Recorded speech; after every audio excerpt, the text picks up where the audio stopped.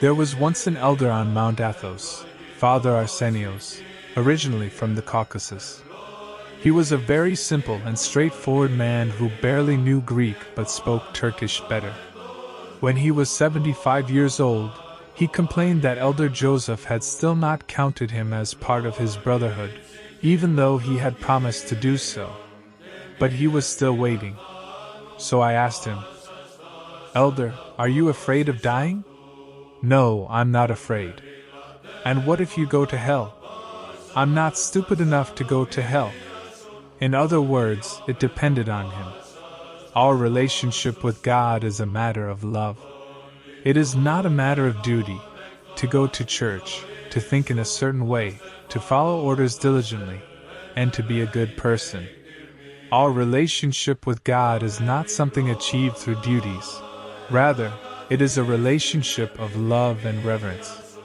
Just as someone who is consumed by love doesn't act out of logic but picks up a guitar and runs to sing under the window of the one he loves, as was the custom in the past, spending the whole night singing to ease his heartache, even if she only throws a flower pot in response, as we've seen in movies. I don't know how it's done these days. They probably send emails. Everything has changed. Everything has become canned. Even relationships among people. A relationship with God is a bond of love, in which that love has no boundaries.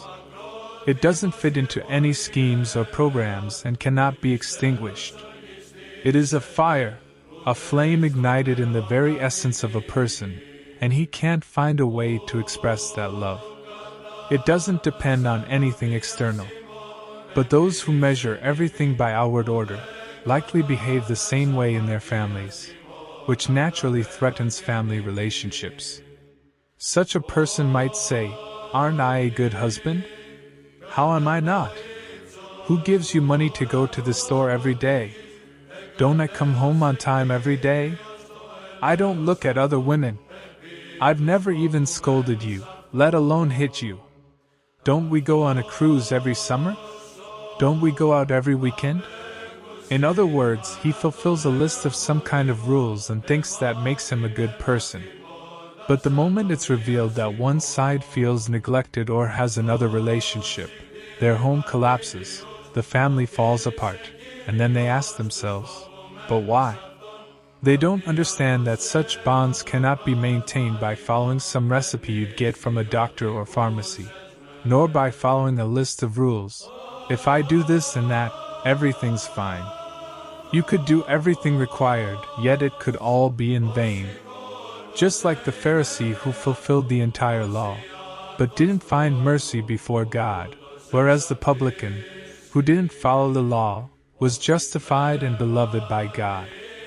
So, the question is how a person stands before God, what mindset he has, and whether there is a living relationship that goes beyond the law and everything that is merely external.